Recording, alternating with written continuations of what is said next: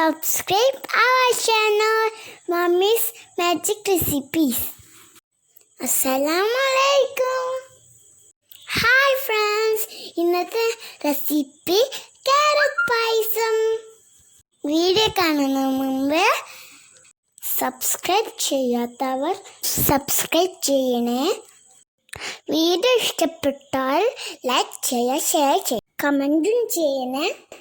So let's begin. Carrot പായസത്തിന് ആവശ്യമായിട്ടുള്ള ingredients: carrot ഒരു 6 എണ്ണം ഇങ്ങനെ നുറുക്കിയിട്ട് പ്രഷർ കുക്കറിൽ ഇട്ടിട്ട് വേവിച്ചെടുക്കുക. എന്നിട്ട് പാല് ഒരു പാക്ക് പാലാണ് 450 ml ഉണ്ടാവുമായിരിക്കും. എന്നിട്ട് കണ്ടൻസ്ഡ് മിൽക്ക് അത് ആവശ്യത്തിന്, പഞ്ചസാര, പിന്നെ ചവ്വരി, 1 കപ്പ് ചവ്വരി വേവിച്ചെടുത്തതാണിത്.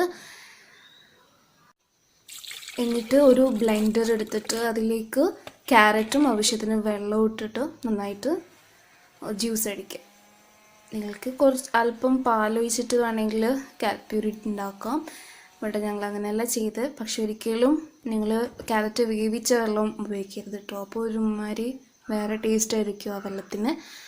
എന്നിട്ട് ഫ്ലെയിം ഓണാക്കിയിട്ട് ക്യാരറ്റ് പ്യൂരിയും ചവ്വരി ഇട്ടിട്ട് നന്നായിട്ട് കുറുക്കിയെടുക്കുക, നന്നായിട്ട് തിളപ്പിച്ചെടുക്കുക. എന്നിട്ട് ഏലക്കാപ്പൊടി ആവശ്യത്തിന് നിങ്ങൾ ടേസ്റ്റിനനുസരിച്ച് ഇടുക. എന്നിട്ട് സെപ്പറേറ്റ് ആയിട്ട് തിളപ്പിച്ച് വെച്ചിട്ടുള്ള പാൽ ഇതിലേക്ക് ഒഴിക്കുക. ഇത് ശരിക്കും ഞങ്ങൾ പെരുന്നാൾക്ക് ഉണ്ടാക്കിയൊരു പായസം കേട്ടോ. ആദ്യം ഉണ്ടാക്കണമെന്നൊന്നും വിചാരിച്ചില്ല. പിന്നെ ഉമ്മ പറഞ്ഞ് ഉണ്ടാക്കാൻ ഏതായാലും അപ്ലോഡും ചെയ്യാമല്ലോ എന്ന് വിചാരിച്ച് ഉണ്ടാക്കിയതാണ്. സാധനങ്ങളും ഉണ്ടായിരുന്നു. ഉമ്മ ഉണ്ടാക്കി കാണിച്ചപ്പോഴാണ് ഭയങ്കര ഈസിയുള്ളൊരു പായസമാണെന്ന് മനസ്സിലായത്. അല്പം കൂടി പാലൊഴിച്ചിട്ടുണ്ട് കേട്ടോ. അപ്പം ഞങ്ങൾ കപ്പ പായസം ഉണ്ടാക്കിയിരുന്നു. അത് അടിപൊളി ടേസ്റ്റ് ആട്ടോ. റമദാനിൽ ഉണ്ടാക്കിയത് ഇനി. അപ്പോൾ അത് കാണാത്തവരൊന്ന് കാണുക, ലിങ്ക് ഡിസ്ക്രിപ്ഷൻ ബോക്സിൽ ഇട്ടിട്ടുണ്ട്. എന്നിട്ട് പഞ്ചസാര ഇടുക. 1 കപ്പ് മൊത്തം ഒന്നും എടുത്തിട്ടില്ല, നിങ്ങളുടെ മധുരത്തിനനുസരിച്ച് ഇടുക. എന്നിട്ട് മധുരം ബാലൻസ് ചെയ്യാൻ വേണ്ടി അല്പം ഉപ്പ് ഇടുക. ഏലക്കപ്പൊടി അല്പം ഇട്ടിട്ടുണ്ട്. ആദ്യം ഇട്ടായിരുന്നു, കുറച്ചുകൂടി ഇട്ട്. എന്നിട്ട് കണ്ടൻസ് മിൽക്ക് തന്നെ കേട്ടോ പായസത്തിന് കുറച്ചുകൂടി നല്ല ടേസ്റ്റ് കൊടുക്കുന്നത്. കണ്ടൻസ് മിൽക്ക് ഇടുന്നതുകൊണ്ടായിരിക്കാം പഞ്ചസാര നമ്മൾ കുറച്ചിട്ടുണ്ടായത്. പായസം അതോടെ റെഡി ആയിട്ടുണ്ട്.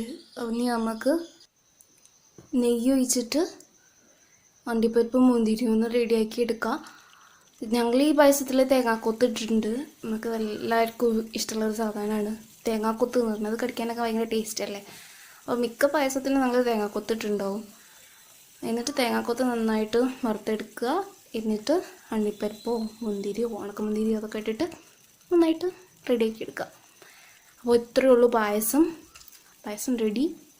ഭയങ്കര ഈസിയുള്ള പായസമാണ്. ട്രൈ ചെയ്ത് നോക്കുക. നിങ്ങളുടെ അഭിപ്രായങ്ങൾ താഴെ കമൻറ്റ് ബോക്സിൽ ഇടുക. പിന്നെ വീഡിയോ ഇഷ്ടപ്പെട്ടാൽ ലൈക്ക് ചെയ്യുക, സബ്സ്ക്രൈബ് ചെയ്യാൻ വേണ്ടി വീഡിയോൻ്റെ തൊട്ട് താഴെ സബ്സ്ക്രൈബ് എന്ന് ചുവന്ന ലെറ്ററിൽ എഴുതിയിട്ടുണ്ടാകും. അത് അമർത്തി ബെല്ലും അടിക്കണം കേട്ടോ. എന്നാലേ നോട്ടിഫിക്കേഷൻ അപ്പോൾ ആയിട്ട് നിങ്ങളുടെ യൂട്യൂബിലേക്ക് എത്തത്തുള്ളൂ. ഓക്കെ, ഇൻഷാ അല്ലാഹ് അടുത്ത വീഡിയോ കാണാം. Please subscribe, like, comment below. Thank you. മാസലാമ.